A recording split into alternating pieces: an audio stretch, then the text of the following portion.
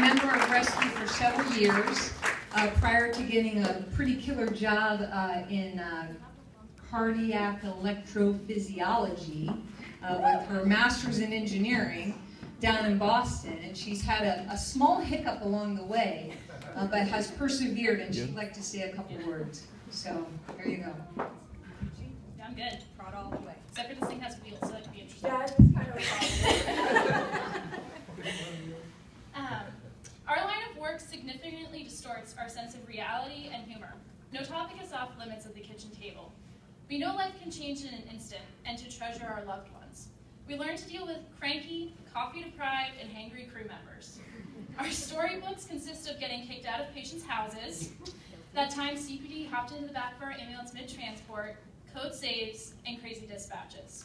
The crew of May 29th now has a dispatch story of a female complaining of back pain after a piano fell on top of her. The piano was off of her at this time. Now, if you were at the scene, you would have known that the patient was demanding a medic, pain meds, and the fastest damn response possible. You would have seen 3 EMTs and a nurse doing a rapid trauma assessment and taking vitals. And you would have heard a patient alternating between screaming in pain and announcing the findings of her own assessment. We all know doctors make the worst patients, and that ignorance can be bliss sometimes. I can attest to the fact that Carter, Luke, and Clayton are the best damn log rollers on the planet, and that palpating the spine during the log roll is extremely important. I can tell you that a 10 out of 10 on the pain scale hurts too much to scream or to cry much. That sometimes humor is the best medicine, even if it's the patient cracking jokes at her own expense. What are some of these jokes? Hey Carter, good news. I've got a great left AC, which subsequently received a 16 gauge. So what color trauma alert do I get, Carter? Green, just shy of red due to no loss of consciousness. Mayor, would you stop working and just be a patient? You know, these backboards really are uncomfortable. Wow, these roads are so smooth. Luke, where are you taking me? We should put pretty pictures on the ceiling for pictures to look at, or for patients to look at. I know you said you're a lightweight, but I'm just going to give you more fentanyl. Wait, if I'm a trauma alert, that means I'm going to get a rectal exam. That's gross. I later found out I couldn't feel anything. Well, if I can get a concussion from a ceiling fan, I guess being paralyzed by a piano falling on top of me is just par for the course. Not only was I cracking jokes in between spurts of tears, but apparently I got a bit sassy with one of the trauma doctors in CAT scan as he was failing to successfully remove my earring. Then earned me some Versed and a lot more fentanyl. The last thing I remember is opening my eyes amidst tears to hearing the most soothing voice belonging to the one and only Lisa Poole. As she was telling me this, Melissa was playing with my hair and Clayton was standing by my side. 24 hours later, I emerged from the haze of anesthesia and found out that my 25th birthday present was 2 titanium rods, 4 screws, a steel cage, human cadaver, a chest tube, and 84 staples.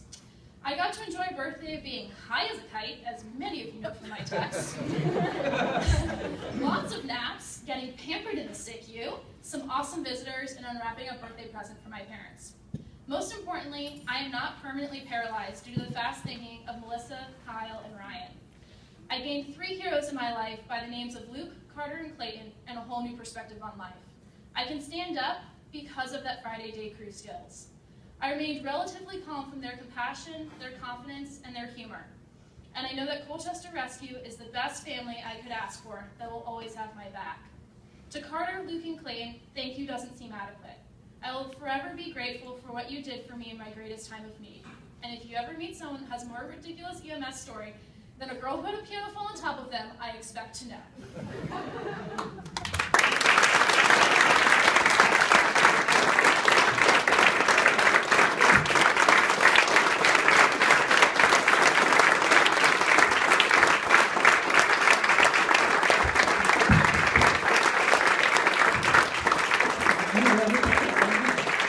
Meredith, you're an inspiration to all of us, and we appreciate you coming up this weekend so that you could share your story with all of us and let all know that you're okay. We appreciate that. You are better than okay. Yeah, you are. Awesome. All right, go Orangeville. Wow.